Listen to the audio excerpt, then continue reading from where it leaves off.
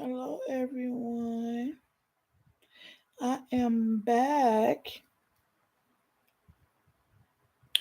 And yes, you see me doing my hair. So I've been having, I would say, a small amount of anxiety. So what I do, one of my um, coping mechanisms is to do my hair. So don't be surprised if a lot of times one week you'll see me with one hairstyle, and next week you'll see me with another one, or you'll see me on here doing my hair, or whatever the case may be. But um, I want to stay as transparent, and I want to stay as um, you know real in the motions of going through um, the anxiety. So um,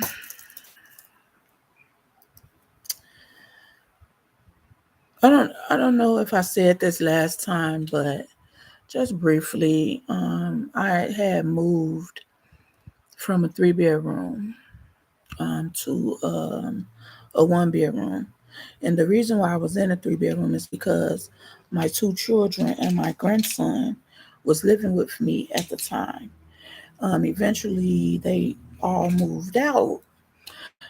So it left me in the 3 bedroom because I didn't want to leave my complex, and my complex didn't have any 1 bedrooms available. So they just let me stay in the 3 bedroom until they found something. So they finally found something, and I was really excited. I was ready to move in. Um, so I moved in on July 15th. So it's been, about a week and a half over a month that I've been here. Um, and when I moved here, um, my youngest daughter, the one with the baby, had told me that she needed to come over for about 2 weeks because her roommate was having meal company over from out of town, and she didn't want to be there, while he was there, because she just wanted to give them their privacy. Well, 2 weeks, 2 months. Now, as I'm going through this journey every day, I'm figuring out new triggers. I'm figuring out new ways to cope. I do go to therapy every week. I also have a psychiatrist that I see every 2 weeks for now, just until I can get stable on some medications and get off of some of the medications that they are treating me for, because they may be treating me for the wrong things. So I'm back at square one with trying to figure out what I need to keep me going forward in the healing process. Now, getting on here is part of my healing process because it's part of my journaling. It's just an online journaling type of thing. And I would love for people to comment, share, ask questions. I can give information and enlighten people on some things that deal with anxiety. But as I was talking to my therapist today, he got me to understand what my lows, mediums, and highs. And he got me to explain to him what each level looked like, what each level felt like. And I can't really say I know what the low. It was 0 to 3, and then it was like 4 to like 7, and then it was like 7 to 10, something like that. But 10 was being the highest, and 0 was being the lowest. 0 through 3 was the lowest. So when I'm at my lowest, um, I'm going to assume that the low for me is when I feel like it's coming. That's a low for me, which I don't stay in the low for very long because, again, like I said last week, I'm more afraid of the anxiety coming than I am of um, having the anxiety itself. So I'm always at like that middle, like I stay in that middle. I have went above to 10 really, really fast, from the middle to 10 really fast. But I know that 10 looks like irritability. Um, I need to take an extra anxiety pill, noise. Um, and it looks like, no, it feels like chaos.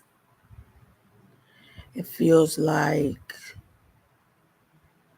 I'm being closed in. Um, it feels like, let me get out of these walls. Let me get from in between these walls. That's what in the middle feel like. When I'm at my peak, which is 7 to 10, at that point I have no strategy because at that point I'm not even breathing. Okay, uh, I'm not even talking. I'm not even really um, coherent when I'm at the highest. Okay, all I know is I'm fighting to breathe. That's all I know. Or I'm going to die. So that's my high. So this week, I've been dealing with what I assume kind of a low because it's been lingering. And when I'm at that, then that's when I began to like mess with my hair a lot. I used to do nails, and I would do my nails every week until the beds of my nails started getting real tender. Like my finger, they was hurting even to do this because I was doing my nails so much. But it was kind of keeping my mind off of, you know, what was going on in my head, what was going on in my body, the feeling that I was having. Until it had began to mess with the smell of the acrylic had became um, where it would trigger the anxiety. So now I have a smell that will trigger anxiety. It's just like I'm not desensitive from triggers, and neither have I fully learned how to cope with my triggers. I know breathe. I know to tell myself it's just a feeling. Um, right now in this moment, I'm in the avoidance area. I try to avoid triggers because at some point I will have to sit in my triggers. I won't be able to avoid them because life is life and people talk. You know what I mean? If you go in grocery stores and stuff, people talk. If you got friends and family and they call you on the phone, it's to talk, right? So I need to figure out a way to be able to deal with my low medium anxiety and still be able to function because I'm not able to function and have anxiety. I function better when I don't really like now. I'll get up and move around. I feel short of breath, but I know that it's not my breathing because if I was to puff on my inhaler, it wouldn't work. So my lung specialist explained to me that if my inhaler don't work when I use it, it's not my lungs, it's the anxiety. Okay. So now I know that when I used to go to the hospital and they say, "Have you tried your inhaler?" And I'll say, "Yeah." And they ask, "Is it working?" And I'll say, it works, and then it wear off. That's because it's not my breathing. Because if you can talk like I'm talking to you right now, then you pretty much you're moving oxygen. You're moving oxygen. And my chest is feeling this way because I'm having a low amount of anxiety.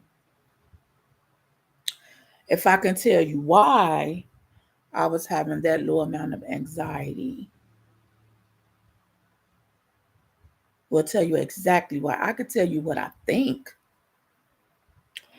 I think that I'm having this low amount of anxiety because I moved a 3-bedroom home into a 1-bedroom apartment. So all the things that I had in that 3-bedroom, I just couldn't get rid of. So I had to bring with me. Um, and with me bringing it with me, it caused for the apartment to be a little cluttered, because you have to find places for everything that was in this 3-bedroom that you have for approximately 6 years. Okay, so I was in that home for like 6 years. Okay, and of course I accumulated more stuff. Over the years you buy stuff, and you know you have taxes come around, and that's when you really buy stuff, and you got to have somewhere to put stuff. So um I'm sure that that's one of the things. Another thing I think is me not having the privacy that I need, for me, because um my bed would not fit in the bedroom. Okay. And no, it's not a king size bed. You can see the bed behind me. It's not a king size bed. But it wouldn't fit with the dressers, the TV, the nightstand. It just wasn't gonna work out for me.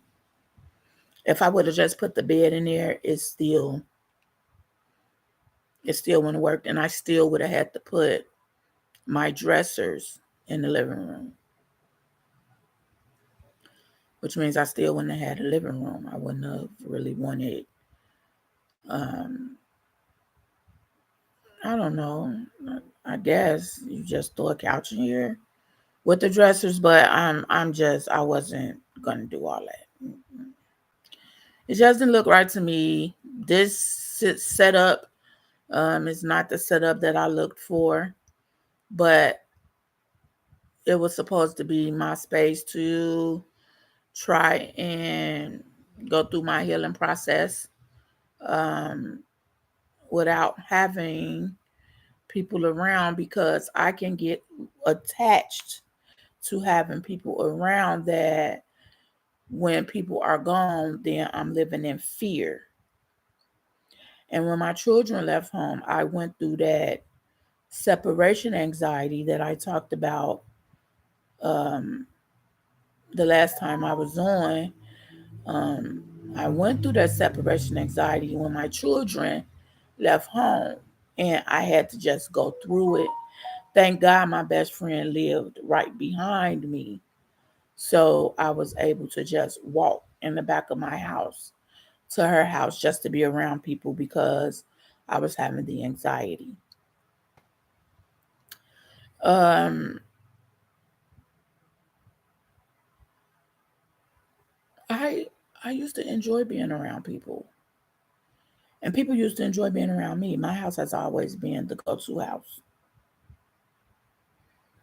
It has always been the go-to house, and when I start having this anxiety, it stopped being that. Like kids used to love being at my house. Adults used to love being at my house. My house was the place to be. You know, you was gonna get some good food.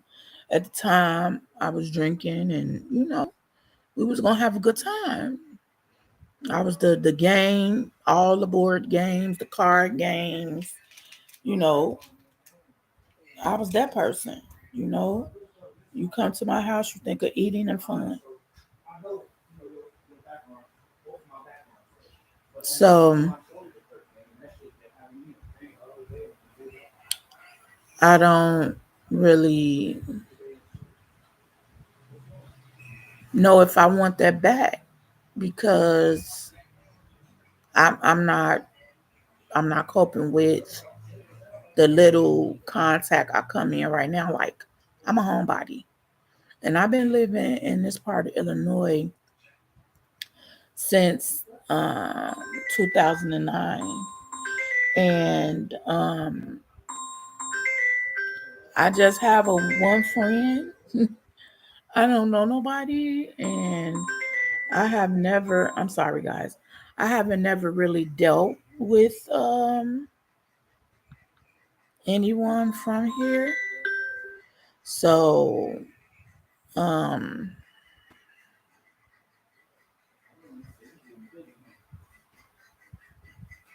that's the life I have for right now. Some things you just don't want everybody to know. I'm telling the world, and I don't know if somebody may run up on it that knows me, run across this live or the lives to come. But it was just like I'm ready to tell my truth, and I'm ready to live in my truth, and I'm ready to heal, and I'm ready to forgive, which will be another topic that I talk about because I do have a hard time with that. Okay, things that could have happened a very, very long time ago. I still suffer from anxiety, forgiveness, trying to figure out why. And at this point, me trying to figure out why is like trying to figure out why you do what you do. And I don't even know you. Like, you get what I'm saying?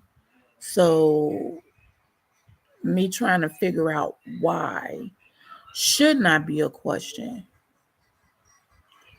Because one thing that I do know is a lot of the times when you go through abuse and verbal, physical, mental, spiritual, when you go through all those type of abuses, whichever one it is, um, you have to forgive. You have to figure out how. You have to understand that when you forgive someone, doesn't mean that you have to continue to deal with that someone. You have to know that forgiving is not for the other person, but it's for you. But when you're in the moment, you don't think about those things, right? That's just like saying when you go in front of a judge and they be like, well, you should have just called the police or you should just did it. But listen, I'm not thinking logical in no traumatizing moment. You get what I'm saying? If I'm getting ready to fight, I'm not thinking, oh my God, let me go call the police. No, I'm thinking, okay, you want to fight? Let's fight then. Especially if you hit me first, you bust out my windows, you mess with my children, then I'm not thinking rationally. You know what I'm saying? So it's not a rational um, type of reaction that I can get. But I'm glad to know that it's not that I'm not normal. I'm no different than you. See, because you may not have anxiety disorder, but you have anxiety. And like I explained before, that there's a generalized type of anxiety which everyone goes through because we all worry. We all get afraid of bad consequences. We all get afraid of reactions. That's normal. But in my situation, it's more excessive. It's more persistent. It's more intense. Um, what comes with anxiety disorder that does not come with generalized anxiety is the panic disorder. You know, so I've had a few panic attacks stemming from my anxiety, which got higher and higher and higher because in the moment of me having the anxiety at a time where I could have control, because I'm scared of the anxiety, I will push myself up, up, up until, you know what I mean? And then it's like, okay, now it's time to start over. Now, starting over, I'm afraid again. And that's how I see it in my head. Another person may say, well, it's not starting over. You know what I mean? But for me, it's starting over because maybe I have gotten past it and then another episode happens. So now I'm back at the always having medium to high than I am now.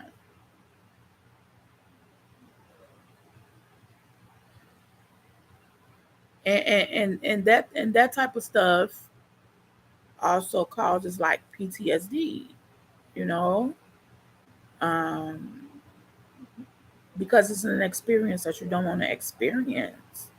Like having all those tubes and stuff in you and being sedated, not what's going on, knowing what's going on around you, not knowing what's going on with you as a whole because you're not alert, you're not awake. It's uncomfortable. It's an uncomfortable feeling. And it hasn't been that, um, like one time I wasn't fully incoherent. My eyes was open. I was seeing everything. It was more like an in and out type of thing, an in and out type of thing.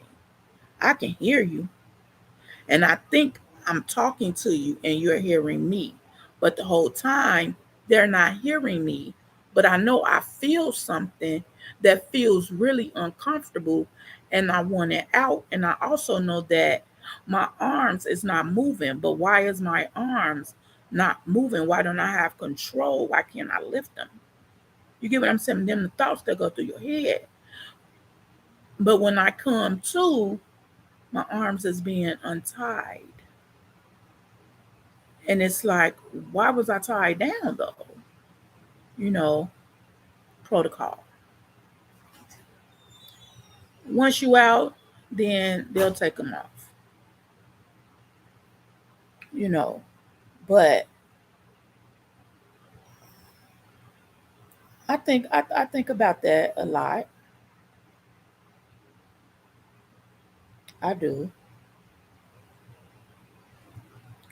It may not look like it, but I I um I have lost weight.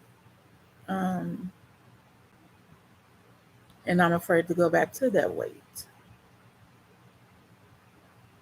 So I may eat once a day. You know what I mean? Um, which I know it's not healthy, but it's just it's a fear, you know. And it's just hello. It's just hard when you have so many insecurities about you and when you don't feel good about you because we're all human and we're all built differently and we all deal with things differently and we all think differently. That's what makes us individuals, because if we were all the same, what a place this would be. Everyone you sat around was the same, so you didn't, you know, think like, I wonder what this person is thinking. I wonder how this person is doing. I wonder, has this person been through a rough week, or if this person pray, or if this person looking at me crazy, like that's what you think. Like when bad stuff happen, you be like, what made him or she do that? You know? So if we all had anxiety disorder, it'd be a heck of a world to live in. Anxiety is not fun. Anxiety is not fun to live with. Anxiety is absolutely um, a disorder that will prevent you from living. I do not live a fun life. I do not um, live a life that I can go out and flourish and meet new people and be around new people. And I'm not, because of the anxiety. It's life changing. Unfortunately, it is. But it's hope when it feels like it's hopeless. There's hope. When it feels like there's no healing, when it feels like it's nothing out there to help, it is.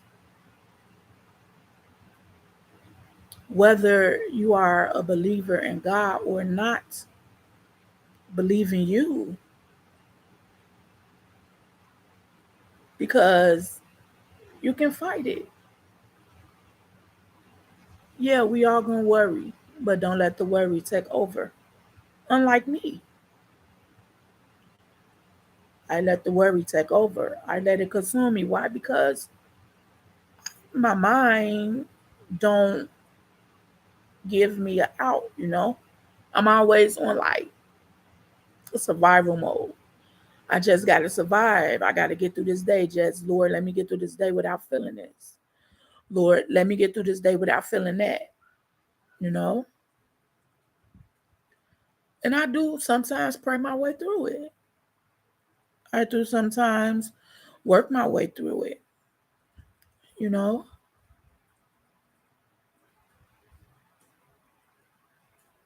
I wanna be normal. I know people say I am normal. And I know some people that say, what is normal? Is it even a such thing as normal? But I wouldn't know the answer to that because I don't know if I'm normal. And because I'm on the inside and I'm dealing, I'm not really for sure what the outside thinks besides me being a burden.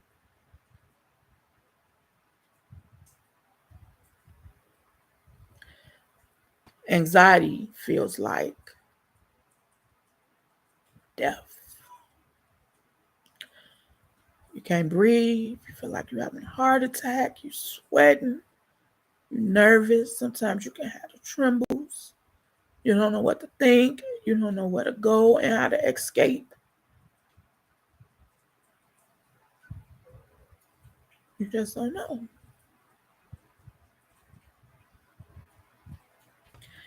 So what do?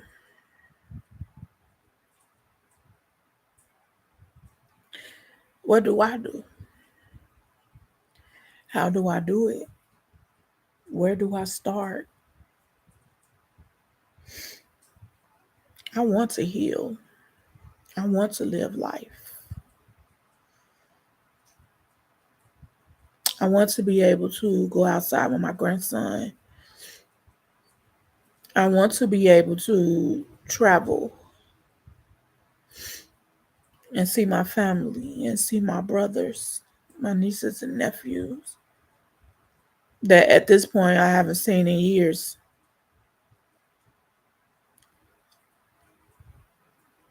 Because before I would get Greyhound train, whatever. I'm going to get there because I wanted to be there.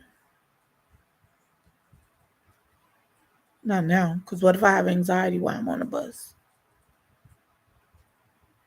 and the bus can't pull over in time? What if we out there and we not near a hospital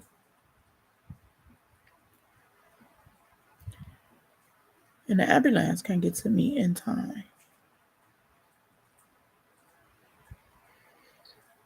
Those are my thoughts. What if I'm at home by myself? No one can make it to me in time.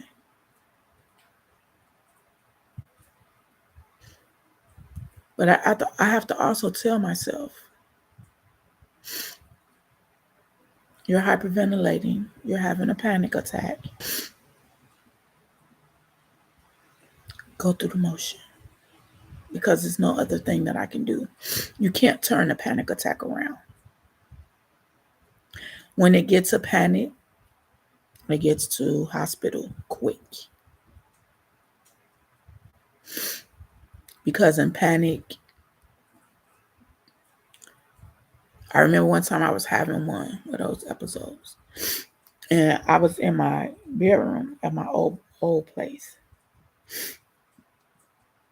And my daughter was in the process of trying to help me. And I took off and ran because all I wanted to do was get some air. I wasn't getting air. I couldn't breathe. I wasn't getting any air.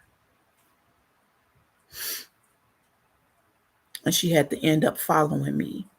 And she took all of my breathing machines and everything. She had to bring them where I was, which was in the living room.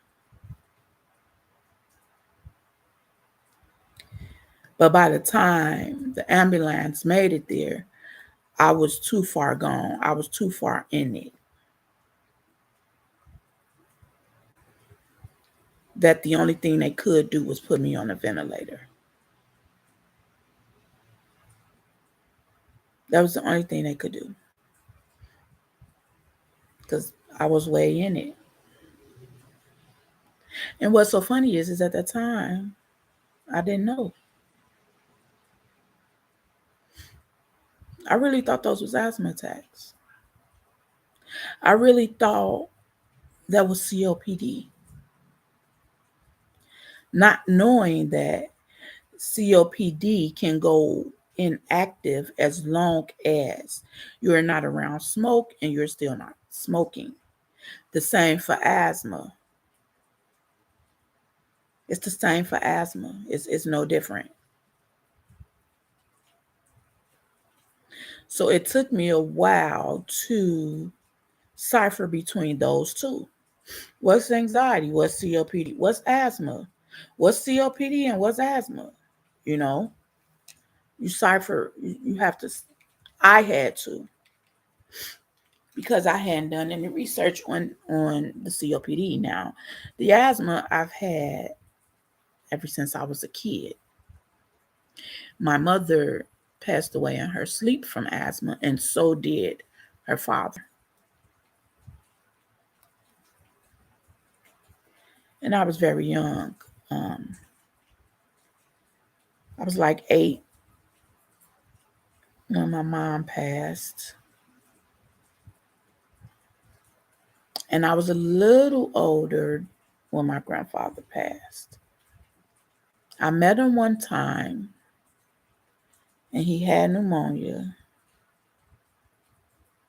and like 2 days later, he was gone.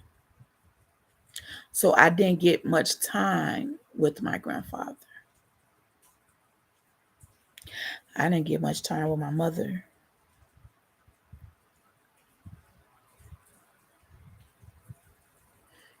But these are some of the things that causes me anxiety, because these are some of the things that I think about.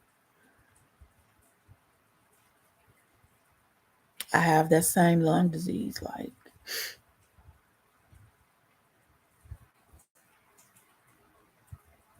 so thinking about it, yeah, it'll cause me a little anxiety. But I'm over my time at this point. I try to make these not so long, because I don't want to bore anyone with my stories and my anxiety. But I would love for people to go on a journey with me. I would love for people to learn or gain some type of information from my hardships and my mental and my physical, because it's important for all of us, not just me. And it's not for me to just have the information and for me to have the resources and not share them. I'm not, that's not who I am. So, yes, my first smile when my therapist said journal was get on your YouTube channel and share your life. Somebody needs to hear this. Somebody can get better from this. Somebody can start the healing process. Somebody will be able to figure out what it is that's causing them to have the feelings that they're having, or having the sicknesses that they're having. You know what I mean? So those are the things that I'm trying to um, inform people on. Just stay aware, love on each other, as I always say. Love on you first of all. Mhm. And remember, anxiety is a feeling, and it's something that you can be healed from. It takes time, it's a process. Thanks for watching, for anyone that was watching, and thanks for listening to the ones that will listen afterwards. Please subscribe, like, comment, ask a question. I'm here for it all. Okay? You all have a good night. Bye bye.